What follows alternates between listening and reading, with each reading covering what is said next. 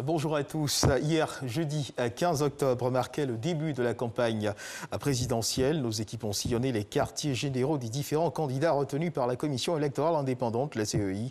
Hier jeudi, le candidat du RHDP, Alassane Ouattara, a présenté son programme de gouvernement, le programme 2021-2025, qu'il a dénommé le programme de la Côte d'Ivoire solidaire, qui va accélérer la transformation économique et sociale de la Côte d'Ivoire avec une participation de toutes les forces vives de la nation.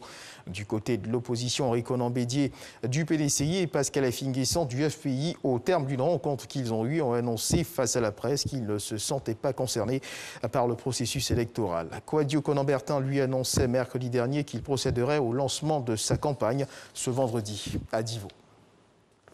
Et puis sachez également que les acteurs impliqués dans la mise en œuvre du régime d'entreprise franche de transformation des produits halieutiques se sont réunis du 13 au 15 octobre à Abidjan à la faveur d'un atelier organisé par le comité d'administration du régime franc, CARF. Leur objectif, créer les conditions d'une meilleure compétitivité de l'industrie halieutique.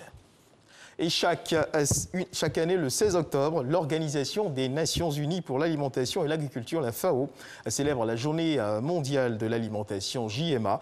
Cette année, la 40e édition a pour thème « Cultiver, nourrir, préserver, ensemble, agir pour l'avenir ». La Journée mondiale de l'alimentation, cette année, en cette période de Covid, lance un appel à la solidarité mondiale afin d'aider les populations vulnérables. Dans le message du gouvernement, le ministre de l'Agriculture et du Développement rural rassure, il n'y aura pas de pénurie alimentaire en Côte d'Ivoire. Le reportage de Jean-Jacques Oméala. La Covid-19 a mis en mal dans le monde plusieurs secteurs d'activité. En Côte d'Ivoire, cette pandémie a occasionné dans le secteur agricole, entre autres, la baisse des revenus des producteurs et la désorganisation des circuits de commercialisation. Pour lutter contre cette pandémie, un fonds a été mis en place par le gouvernement. Ce fonds, dans le secteur agricole, a permis de préserver le taux de production et l'emploi agricole à travers le soutien des prix aux producteurs et des filières de production alimentaire pour un montant de 300 milliards de francs CFA. En plus de ces solutions conjoncturelles, une réponse structurelle de la résilience de notre système alimentaire est prise en compte dans le programme national d'investissement agricole de deuxième génération, PNIA 2, qui mettra l'accent sur la transformation structurelle de notre agriculture. Produits en toute saison, des produits vivriers accessibles à tous, l'objectif du gouvernement est de s'inscrire en faveur de l'action Faim Zéro dans le monde.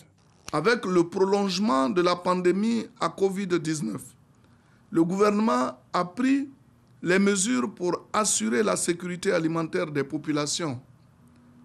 Il n'y aura donc pas de pénurie alimentaire. Aussi, les dispositions ont-elles été prises pour éviter la circulation de fausses informations et surtout la spéculation sur les prix des produits alimentaires de grande consommation. L'édition 2020 de la Journée mondiale de l'alimentation, célébrée ce 16 octobre, est placée sous le thème « Cultiver, nourrir, préserver, ensemble, agir pour l'avenir ». Et dans l'actualité internationale, au Mali, les habitants de Farabougou ne sont plus libres de leur mouvement. Depuis le week-end dernier, des hommes armés ont pris d'assaut le village. Les violences qui en ont découlé ont causé la mort de 5 personnes.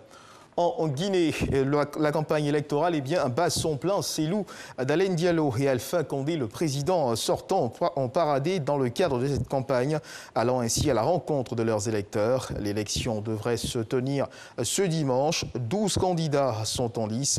Et puis l'on a appris depuis tôt ce matin que tous les accès à Kaloum, le centre administratif des affaires, seraient bouclés par les forces de l'ordre. Nous y reviendrons dans nos prochaines éditions.